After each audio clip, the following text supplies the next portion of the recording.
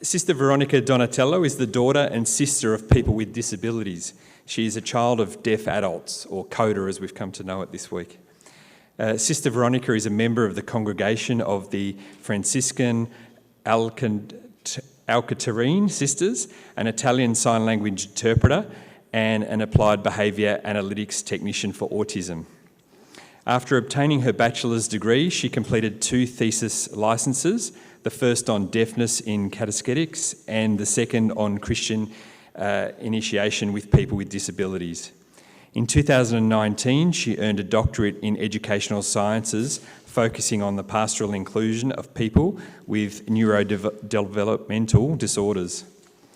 Sister Veronica lectures on catechetical methodology, people with disabilities and inclusion as a principle of bioethical approach. She is also part of the School of Advanced Training in Medical Anthropology within the Faculty of Theology of Central Italy, and an invited lecturer at other universities on accessibility for all. She is the author of numerous publications in Italian and scientific articles in Italian, English and French. 2 notable works include No One Excluded, references to people with disabilities in the Magisterium and Ecclesial Catechetics. Concilium, International Journal of Theology, differently abled for a church to which everyone can belong. She is a member of various scientific committees, educational, liturgical, pastoral reviews, spirituality and quality of life. In 2016, she was appointed Knight of the Order of Merit of the Italian Republic of President Sergio Mattarella for her contribution to the full inclusion of people with disabilities. Since 2019, she has been the head of the National Service for the Pastoral Care of People with Disabilities of the Italian Episcopal Conference, after being responsible for the disability sector of the National Catechetics Office. In 2022, Pope Francis appointed Sister Veronica as a consultant to the Dicastery for Communication of the Holy See. She is the coordinator of the No One Excluded project promoted by the Dicastery for Communication, which is responsible for the Vatican for All app, accessibility for sensory disabilities in LIS and ASL. It's also my privilege to introduce Emanuela Vinai, a remarkable individual whose contributions to the fields of communication, safeguarding and pastoral care have left an indelible mark on both national and international stages. Born in Italy, Emanuela has dedicated her life to the service of others with a particular focus on the protection and inclusion of minors and at-risk adults. Since February 2019, she has been at the forefront of the Italian Episcopal Conference, serving as the coordinator of the National Service for the Protection of Minors and Vulnerable Adults. In this role, she has established and coordinated numerous regional and diocesan services across Italy, ensuring that the voices of the most at-risk are heard and protected. Her extensive experience in journalism is equally impressive. Since 2016, she has been a journalist for the Religious Information Service of the Italian Episcopal Conference, where she crafts insightful news, editorials and interviews, managing multimedia content and producing impactful audiovisual reports. Her journalistic acumen was further demonstrated during her tenure with the National Office for Social Communications, where she played a pivotal role in the communications strategy for the Italian delegation at the World Youth Day in Panama. Emanuela has lectured on communication, science and media at the Pontifical Lateran University and has been involved in training healthcare operators on gender violence through the National Office for Pastoral Health. Her written works are numerous and diverse, spanning topics from bioethics to pastoral communication.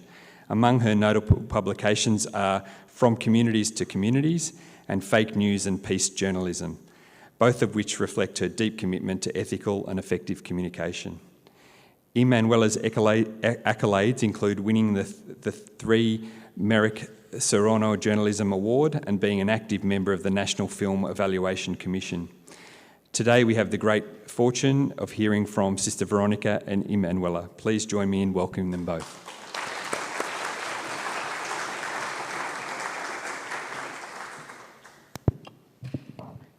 Thank you so much, and thank you all.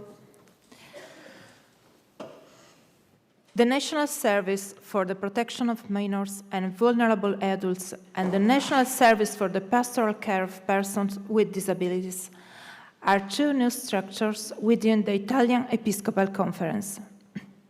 In fact, the two services were born 5 years ago, in 2019, to offer support, form, promote, and accompany the Church in Italy and to all its forms of expression in the territory. In particular, the Service for the Protection of Minors is called upon to offer support to the Italian Episcopal Conference, particular churches, institutes of consecrated life, and societies of apostolic life, associations, and other ecclesial realities, with regards to the protection of minors and vulnerable adults. The Pastoral Service for Disability, on the other hand, is engaged at the national and local level in the proposal of an integrated and inclusive pastoral care, which is attentive to the person in all his or her dimensions, bodily, psychological, social, and spiritual. The services, whilst on their own specific paths, have found commonalities which can promote safe environments within churches and religious entities. These common paths can foster the birth and growth of activities to prevent abuse and safeguard every member of the community, especially the youngest and the most vulnerable. The proposed action is always on the side of the victims, starting first of all by listening and taking concrete form in initiatives aimed at prevention, informing, training, and reacting effectively in the face of abuse committed by pastoral workers or clerics. This is a fundamental principle that guarantees transparency in the Italian Church, as well as the Church all over the world. This principle guides the Church as it builds a network to protect minors and vulnerable persons. Our structures make use of vessels and extensive activities of territorial networks, which are rooted in the Italian dioceses and which come to life thanks to the commitment of hundreds of lay people, priests, religious men and women who, as diocese and referents, would take charge of listening. It is they who have accompanied those who opened the doors of communication in each diocese so as to report episodes of abuse. All of this is carried out by operators who are highly trained in terms of competence and professionalism. They all acknowledge that when one takes upon themselves to listen to dramatic life experience, one must appreciate them with attention, respect, and without showing signs of scandal. They know to rebuild with patience and proximity the torn fabric of trust, because it is in relationships that damage occurs, and it is in relationship that the cure happens. For issues of formation, in addition to guidelines, several aids have been published which deal with the recognition of the wounds of abuse, good practice, and primary formation for candidates for the priesthood. They are in free download on the website. We also made safeguarding guidelines for Catholic schools and legal texts on canonic preliminary investigation. In addition, the two services have launched an online 10-session training course entitled I Too Know How to Love, Affectivity and Sexuality in the Person with Disabilities.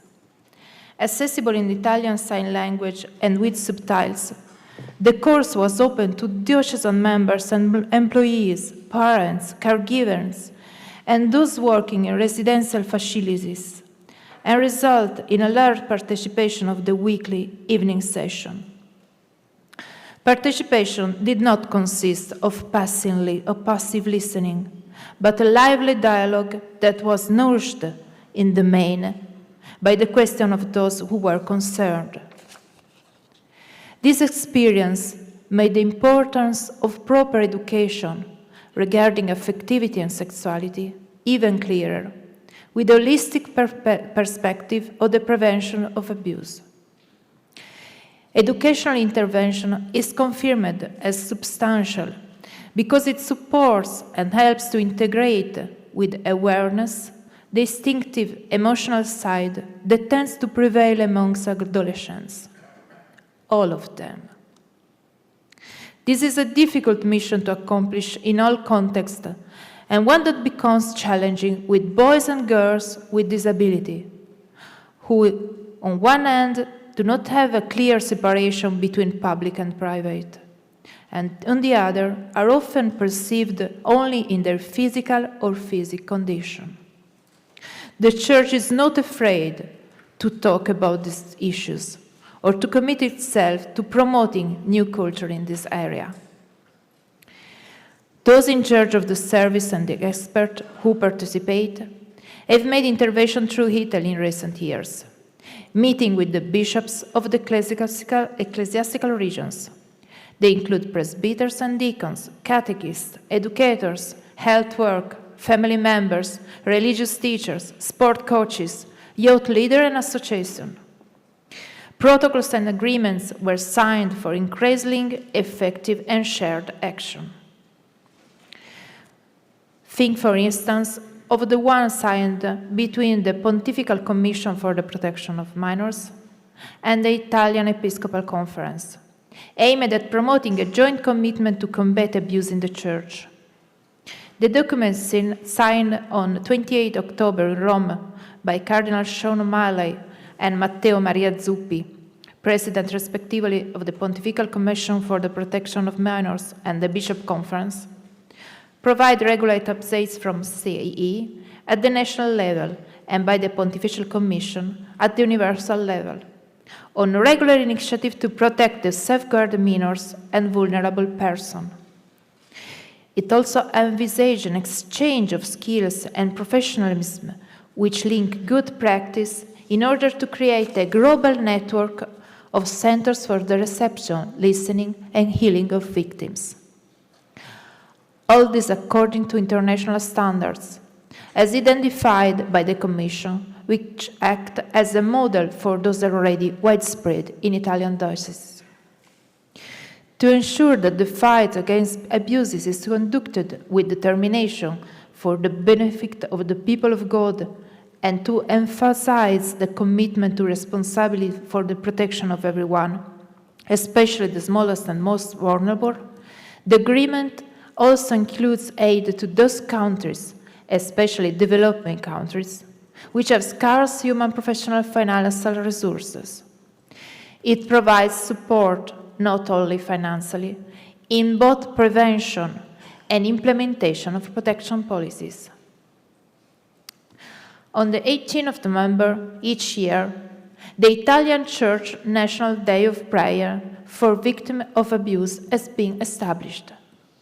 The date was chosen to coincide with the European Day for the Protection of Children Against Sexual Exploitation and Abuse, underlining not only the ecclesial, but also the civil value of the commitment.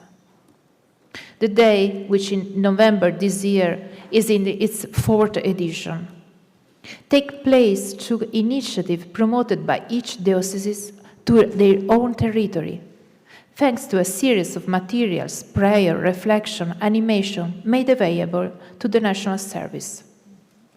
In addition, studies are continuing regarding how to derive knowledge and provide guidelines for prevention, thanks to a series of in-depth studies and research. To this end, the Young Protection Service has set upon 2 national surveys, 2020, 2021, 2022, that collect data on the activities of the 16 regional services and the 226 diocesan services and the 108 listening centers. A collection of elements that originates from below, in full harmony with the ongoing synodal journey, which provides a snapshot of the existing situation together with elements of reflection for an even better implementation of actions that protects minors and vulnerable adults in Italian dioceses. The outcomes and insights from this care is available on the websites tutelaminori-chiesacattolica.it. In summary, the task of the Office for the Protection of Minors and Vulnerable Adults, together with the Pastoral Service for People with Disabilities, can be encapsulated in 3 key words: formation, prevention, accompaniment. The more formation is provided, the more awareness is raised, whereby new or old cases of abuse emerge. The more prevention processes and paths are launched, involving the whole community, to more networks for the protection of the most vulnerable is increased.